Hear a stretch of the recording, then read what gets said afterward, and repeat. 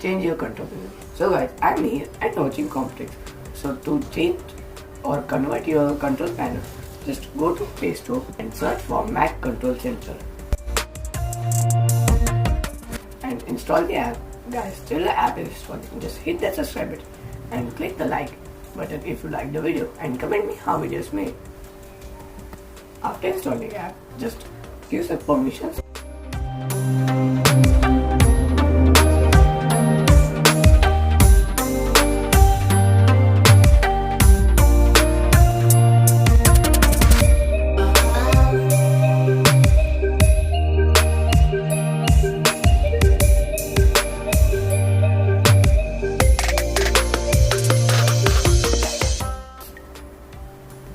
And now you are able to access Mac control panel system.